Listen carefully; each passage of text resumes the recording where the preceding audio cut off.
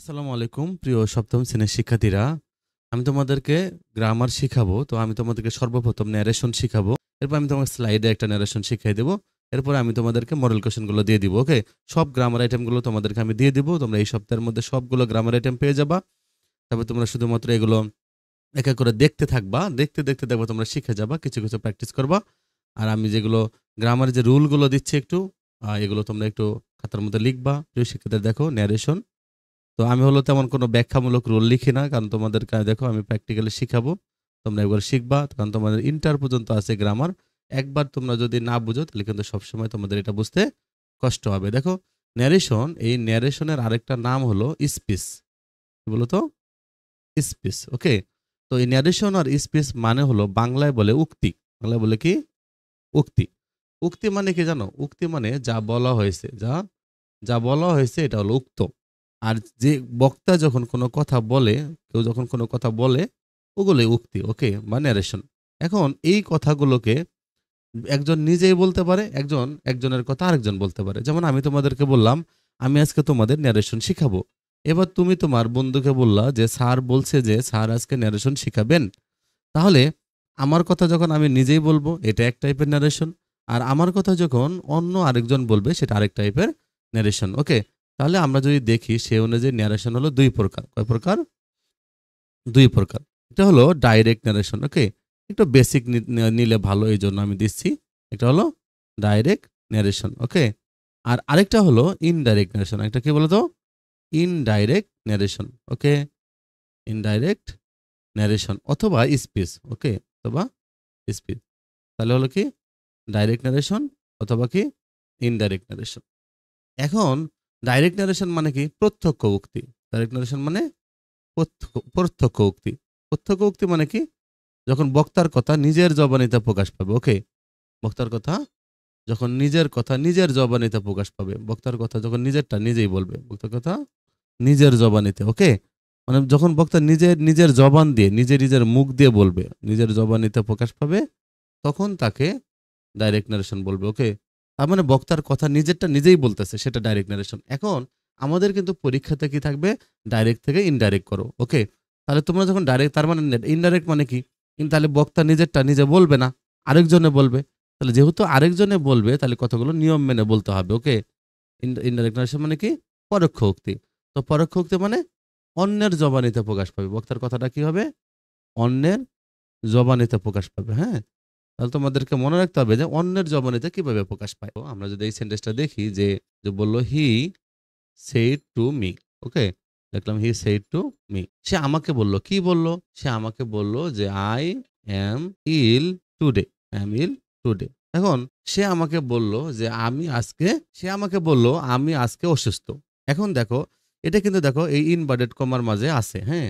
দেখো এই ন্যারেশন পড়লে কিন্তু তোমাদের পাঞ্চুয়েশনও শিখা হয়ে যাবে। দেখো হি সেইড টু মি, তারপরে কিন্তু দেখো এখানে একটা কমা আছে। তারপরে একটা কমা আছে। হ্যাঁ? তারপর দেখো ইনভার্টেড কমা আছে। তাহলে এই যে সে আমাকে বলল আমি আজকে অসুস্থ, এখানে সে আমাকে বলছে আমি আজকে অসুস্থ। আমি দেখো আমি অসুস্থ, এটা কিন্তু আমি না, এটা হলো সে বলছে, তাই সে অসুস্থ। তাহলে বক্তার কথা যখন নিজেরটা নিজেই বলবে, সেটা ইনভার্টেড কমার মাঝে থাকবে। এটা হলো ডাইরেক্ট নারেশন। ওকে? তোমাদের কাজ হলো ইনডাইরেক্ট করতে হবে। এখন ডাইরেক্ট নারেশন ক্ষেত্রে দেখো, এই যে আমরা হি সেইড টু মি, এই কথাটা যে বললো, এই কথাটা কিন্তু এর নাম হলো রিপোর্টিং ভার্ব। ওকে? এর নাম কি? Reporting verb. মনে রাখবে, এর নাম হলো রিপোর্টিং ভার্ব। আর এইটা দেখো আই অ্যাম ইল টুডে, এটা যে দেখতেছো আই অ্যাম ইল টুডে, এই লেখাটুকু, এটা হলো reported speech. Reported speech. Okay? এই যে হি সেইড টু মি, এটা হলো রিপোর্টিং ভার্ব। আর আই অ্যাম ইল টুডে, এটা হলো রিপোর্টেড স্পিচ। তাহলে আমাদের কাজ হলো কি করবো? আমরা ইনডাইরেক্ট করবো। তাহলে এই সেন্টেন্স ছিল ডাইরেক্ট ছিল। ইনডাইরেক্ট কিভাবে হবে দেখো, তখন আমরা এটা লিখবো হি, দেখো সেইড টুর জন্য আমরা লিখবো টোল্ড। কি লিখবো? সেইড টুর জন্য আমরা লিখবো টোল্ড। লিখবো he told me. Said to লেখা যায়, বাট তোমরা সবসময় সেইড বা সেইড টুর জন্য টোল্ড লিখবা। কেন লিখবা আমি এরপরে আবার বুঝাবো যখন সেন্টেন্স শিখবা। দেখো, আর এই যে ইনভার্টেড কমা আর এখানে আরেকটা কমা আছে, এটা উঠাই দিয়ে আমরা দ্যাট লিখবো। হি টোল্ড মি দ্যাট, সে আমাকে বলল যে, কি বলছে? I am ill today. এখন আমি তো আর অসুস্থ না, আইটা হলো হি, সে অসুস্থ। তাহলে আমরা লিখবো হি। ওকে? এখন একটা কথা, সে আমাকে বলল আমি অসুস্থ, এই কথাটা কিন্তু পাস্ট হয়ে গেছে, অলরেডি সে বলে ফেলছে। এখন এরপরে তুমি অন্যজনকে বলতে চাচ্ছ যে স্যার বলছিল স্যার অসুস্থ, অথবা সে বলছিল সে অসুস্থ, ভাইয়া বলছিল ভাইয়া অসুস্থ। তো এখন যেহেতু অন্যজন অসুস্থ, এটা তুমি পরে বলবা কাউকে, তাহলে ঘটনাটা পাস্ট হয়ে গেছে। তাহলে অ্যাম আছে, তাহলে প্রেজেন্ট টেন্স আছে, আমরা পাস্ট টেন্স লিখবো। প্রিয় শিক্ষার্থীরা, ন্যারেশনের ক্ষেত্রে অনেকে টেন্স নিয়ে অনেক মাতামাতি করে, কিন্তু আমি তোমাদের এমন একটা ম্যাজিক শিখিয়ে দিব যে টেন্স না জানলেও তোমরা ন্যারেশন করতে পারবা, ইজিলি করতে পারবা। ওকে, এই জন্য তোমরা এই ভিডিওটা একটু ভালো করে দেখবা, ভিডিওগুলো ধাপে ধাপে যে কটা ভিডিও হয় তোমরা সবগুলো দেখবা। ওকে, এরপরে তোমরা প্র্যাকটিসে যাবা, তাহলে দেখবো ইজি হয়ে যাবে একদম। আর খাতার মধ্যে নোট রেখে দিবা। হি টোল্ড মি দ্যাট হি, দেখো অ্যাম আছে, আমরা কি লিখবো? এখন আমরা এখানে লিখবো ওয়াজ। কি লিখবো? ওয়াজ। হি ওয়াজ, যেটা প্রেজেন্ট টেন্স ছিল আমরা পাস্ট টেন্স লিখছি, হি ওয়াজ ইল। এখন দেখো টুডে মানে আজকে, এখন ঘটনা কিন্তু পার হয়ে গেছে। তুমি কয়েকদিন পরেও বলতে পারো, 1 মাস পরেও বলতে পারো কাউকে, অথবা অনেক পরে বলতে পারো, অথবা পরের দিন বলতে পারো, 2 দিন পরে বলতে পারো। তাহলে টুডে থাকলে তাহলে তুমি আর টুডে লিখতে পারবা না, তাহলে টুডে মানে দ্যাট ডে। টুডে থাকলে তুমি কি লিখবা? That day. সে আমাকে বললো যে আমি আজকে অসুস্থ, আর তুমি লিখলা সে বললো যে সে সেদিন অসুস্থ ছিল, ফুল স্টপ দিয়ে দিবা। তাহলে এভাবে আমাদের এটা হলে, এটা ডাইরেক্ট ছিল, এটা ইনডাইরেক্ট হয়ে গেছে। তাহলে এখানে কিভাবে এটা হলো, এখানে আমরা অনেকগুলো জিনিস শিখবো। দেখো আমরা সেই টুর জন্য টোল লিখেছি, ইনভার্টেড কমা উঠায় দিয়ে দ্যাট লিখেছি। এখানে আই ছিল, দেখো আই, এখানে একটা আই ছিল, আইয়ের জায়গায় আমরা হি লিখেছি। এখানে দেখো এম ছিল, এমের জায়গায় আমরা ওয়াস লিখেছি। তারপর দেখো এখানে টুডে ছিল, দেখো এখানে টুডের জায়গায় আমরা কি লিখছি? দ্যাট লিখেছি। ওকে, তাহলে দেখো আমরা এখানে দেখো কি পরিবর্তন করলাম, সেট টুর জন্য টোড লিখলাম। তার মানে এটা কোন টাইপের সেন্টেন্স ওই অনুযায়ী টোড লিখছি আমরা। যদি এটা ইন্টারগেটিভ হইতো তাহলে আমরা আস্ক লিখতাম। তাহলে এভাবে অন্য অন্য সেন্টেন্সে অন্য লিখতে হয়, আমরা এটা দেখবো। আর এখানে প্রোনাউন চেঞ্জ করছি, দেখো আয়ের জায়গায় আমরা হি লিখছি, আর এখানে এম এর জায়গায় ওয়াস লিখছি, মানে টেন্স পরিবর্তন করছি। আর টুডে এখানে আমরা টুডের জায়গায় দ্যাট ডে লিখছি, তার মানে কিছু ওয়ার্ডেরও পরিবর্তন হয়েছে। তার মানে ন্যারেশন পাঠতে গেলে আগে তোমাকে দেখতে হবে কোন কোন ওয়ার্ডগুলো চেঞ্জ করতে হয়, টেন্সের পরিবর্তনটা কিভাবে করতে হয়, প্রোনাউন পরিবর্তনটা কিভাবে করতে হয়, আর কোথায় তুমি দ্যাট লিখবা, কোথায় টোড লিখবা, এটা তোমাদেরকে জানতে হবে। এইটুকু জানলেই তোমরা ন্যারেশন করতে পারবা। ওকে, প্রিয় শিক্ষার্থী, দেখো সাম ওয়ার্ড চেঞ্জ। হ্যাঁ, আমরা কতগুলো ওয়ার্ডের পরিবর্তন দেখবো। হ্যাঁ, আর তোমরা এইটা একটু নোট করতে পারো, যাদের নোট করতে ভালো লাগে না সেটা তোমরা স্ক্রিনশট নিয়ে রাখবা। ওকে, দেখো আমরা ডাইরেক্ট থেকে কি করব?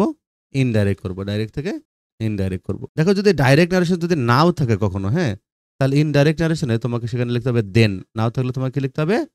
দেন লিখতে হবে। নাও থাকলে অবশ্যই দেন লিখতে হবে। হ্যাঁ, ডাইরেক্ট নাও থাকলে তোমাকে দেন লিখতে হবে। ওকে, আর যদি কোনো সো থাকে শুরুতে, সো থাকলে তোমরা লিখবা কি? দাস। আবার দেখো দেখো যদি থাকে দিস, হ্যাঁ, এই দিস থাকে তাহলে তোমরা লিখবা কি? দ্যাট। দিস থাকলে তোমরা লিখবা দ্যাট। আবার যদি এই দিস থাকে, TACAC, এই দিস থাকে তাহলে তোমরা লিখবা দোস। লিখবা দোস। কেন? দেখো এই দিস মানে এটা, আর দ্যাট মানে সেটা। ওকে, সো মানে এভাবে, আর দাস মানে ওইভাবে। নাও মানে এখন, দেন মানে তখন। দেখছো কথাগুলো টেন্স পরিবর্তন হয়ে যাচ্ছে। আর দিস মানে এগুলো, আর দোস মানে হলো ওইগুলো। দোস মানে ওইগুলো। আবার দেখো কাম থাকলে অনেক সময়, দেখো কাম থাকলে অনেক সময় গো লিখতে হয়। এটা নট অফ অ্যাপ্লিকেবল, মানে প্রযোজ্য নয়। তোমাদেরকে বললাম যে তোমরা আমাদের বাসায় এসো, তো তোমরা যখন এই কথাটা অন্যদেরকে বলবা তখন বলবা স্যার স্যারের বাসায় যেতে বলেছে। তার মধ্যে তুমি কাম বলবা না, আসতে বলছে না বলে বলবা যেতে বলছে। তাহলে এই জন্য কাম থাকলে অনেক সময় গো লেখা যায়, তবে না লিখলেও চলবে। এটা প্রযোজ্য নয়, এটা রুলের মধ্যে প্রযোজ্য নয়। তুমি লিখতে পারো, নাও লিখতে পারো। ওকে, তারপর দেখো তুমি যদি ইট থাকে, ইট, হ্যাঁ, ইট থাকে তাহলে তুমি দ্যাট লিখতে পারবা। ইট থাকলে দ্যাট লিখবা। এবার দেখো যদি ক্যান থাকে, হ্যাঁ, ক্যান থাকে তাহলে তুমি কুড লিখবা। ক্যান থাকলে কুড লিখবা।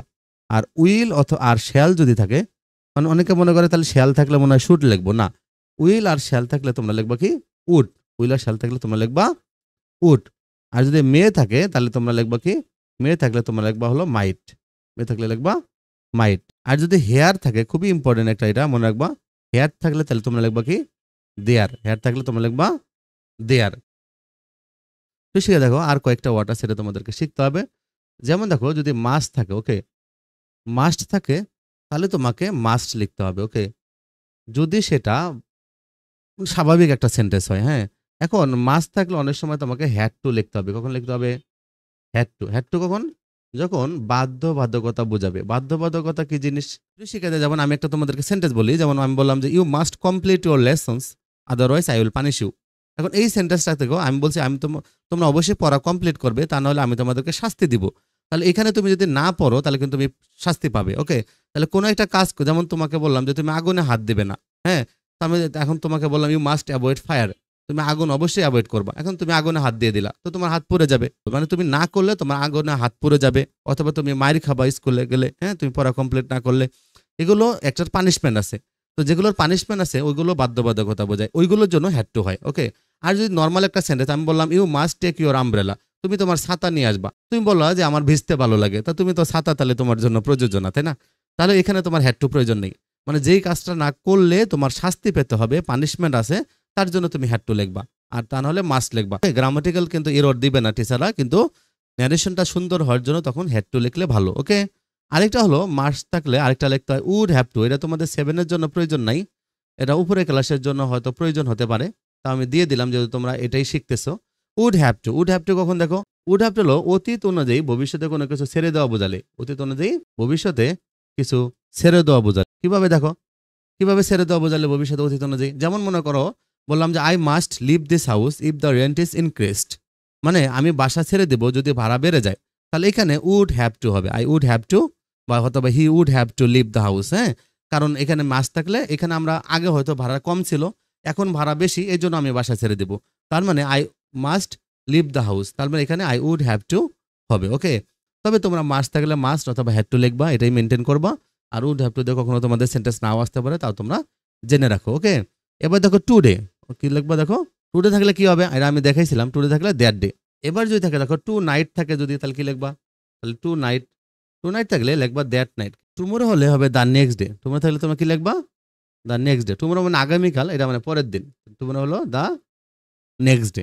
আর যদি ইয়েস্টারডে থাকে, ইয়েস্টারডে, ইয়েস্টারডে, হ্যাঁ ইয়েস্টারডে, তাহলে তোমরা লিখবা the previous day, the previous day. Okay, তারপর দেখো যদি হলো লাস্ট থাকে, যেমন লাস্ট উইক, লাস্ট মান্থ, হ্যাঁ লাস্ট ডে, এরকম last week, last month, last day যেটাই থাক, হ্যাঁ তাহলে তোমরা লিখবা দ্য প্রিভিয়াস, কি লিখবা, দ্য প্রিভিয়াস, হ্যাঁ দ্য প্রিভিয়াস উইক।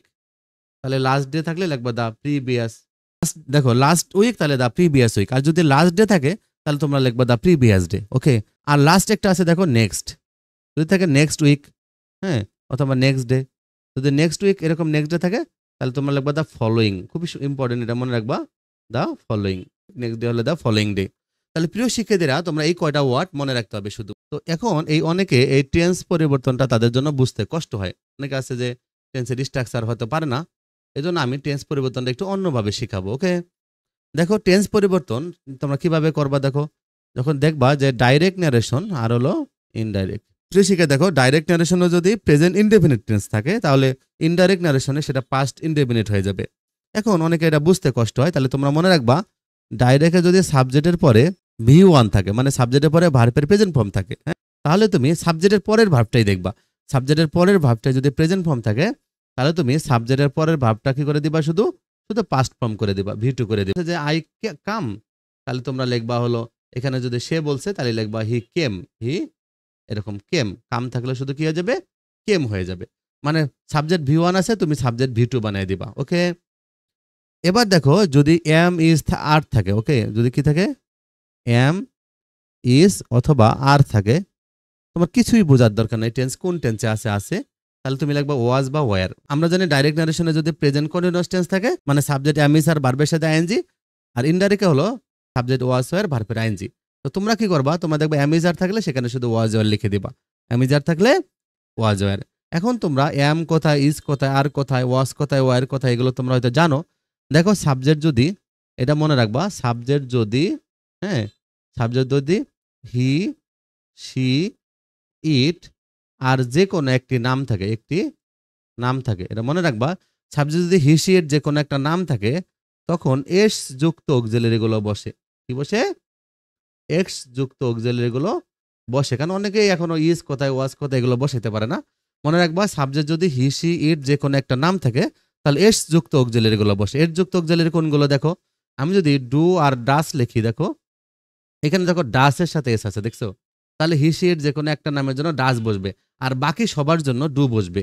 আবার দেখো এম ইজ আর, দেখো এম ইজ আর, এখানে দেখো ইজ আছে, দেখো ইজ আছে, ইজের সাথে এস আছে, তার মানে হি, শি, ইট যে কোনো একটা নামের জন্য ইজ বসবে। আবার যদি ওয়াস ওয়ার আছে, দেখো ওয়াস ওয়ার, ঠিক আছে, তাহলে হি, শি, ইট যে কোনো একটা নামের জন্য কি বসবে, ওয়াজ বসবে। আবার দেখো হ্যাভ হ্যাজ, এই হ্যাভ হ্যাজ, তাহলে হি, শি, ইট যে কোনো একটা নামের জন্য কি বসবে, হ্যাজ বসবে। ওকে, আর যেগুলো বাকি যেগুলো আছে এগুলো সবার জন্যই বসতে পারে, তবে আয়ের জন্য এম বসে, আবার আয়ের জন্য ওয়াজ বসে। ওকে, এটা মনে রাখবা, আই অ্যাম, আই ওয়াজ, এটা ব্যতিক্রম আলাদাভাবে মনে রাখবা।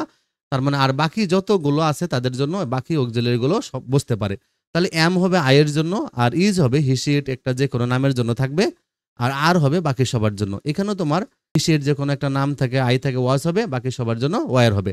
তাহলে তোমরা ডাইরেক্ট নারেশনে যখন কি দেখবা, ডাইরেক্ট নারেশনে যখন তোমরা দেখবা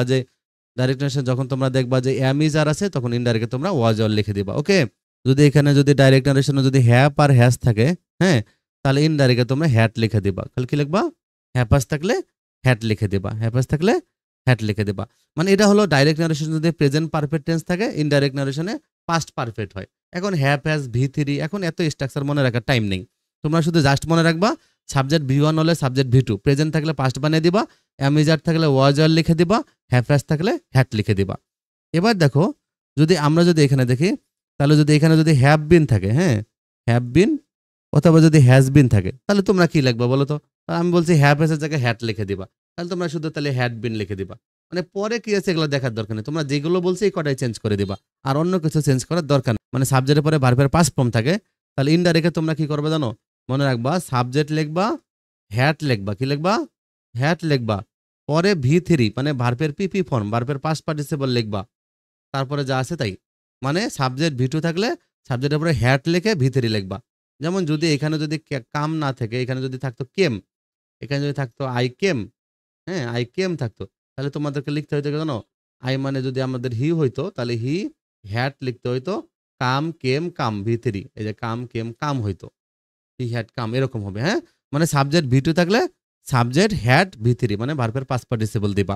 আরেকটা হলো যদি ওয়াজ ওয়ার থাকে, ওকে, এটাই লাস্ট, তোমাদের আর কোনো কিছু জানার দরকার নেই। ওয়াজ ওয়ার থাকলে তাহলে হ্যাড বিন লিখবা, কি লিখবা? হ্যাড বিন, আর কিছুই জানার দরকার নেই, এটাই টেন্স। ওকে, তাহলে এতটুকু মনে রাখলেই তোমরা সব পারবা, টেন্সের আর কোনো কিছু শেখার দরকার নেই। তাহলে এটা তোমরা স্ক্রিনশট দিয়ে রেখো।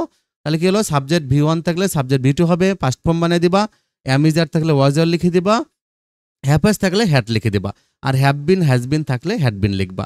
আর সাবজেক্টের পরে যদি ভার্বের পাস্ট ফর্ম থাকে, তাহলে সাবজেক্ট হ্যাড দিয়ে ভার্বের পাস্ট পার্টিসিপল লিখবা।